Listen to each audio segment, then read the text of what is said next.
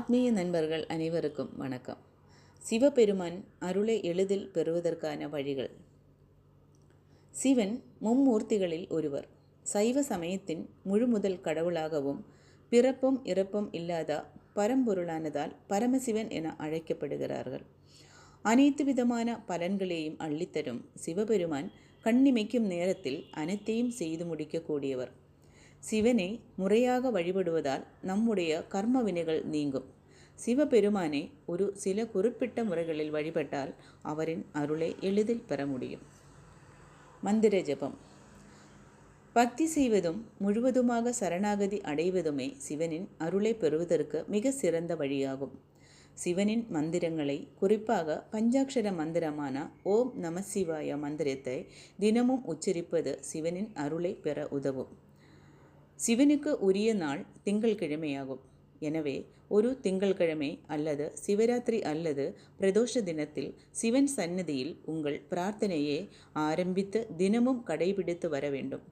சிவ வழிபாடு செய்வதும் சிவனின் லிங்க ரூபத்திற்கு தொடர்ந்த பூஜை செய்வதும் ஆத்ம பலத்தை அதிகரிக்க செய்யும்.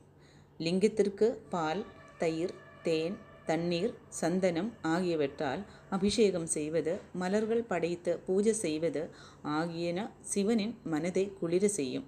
சிவலிங்கம் என்பது சிவனின் அருவுருவமாகும். ருத்ராபிஷேகம். ருத்ராபிஷேகம் என்பது சிவனை ருத்ர வடிவில் வணங்கி அவருக்கு புனித நீராடுவது. ருத்ர பகவான் சிவனின் உக்கிரமான வடிவம். சிவனின் 108 பெயர்களில் ருத்ராவும் ஒன்று. சிவனை மகிழ்விக்க ருத்ராபிஷேகம் செய்யப்படுகிறது. சிவனை மகிழ்விப்பது தீய சக்திகளை அகற்றி வீட்டில் செழிப்பை ஏற்படுத்த உதவும். சிவனின் அருளை விரைவாக பெறுவதற்கு மிக சிறந்த வழிகளில் ருத்ராபிஷேகமும் ஒன்று. சிவன் என்றாலே இன்பத்தை வழங்குபவர்கள் என்று பொருள்.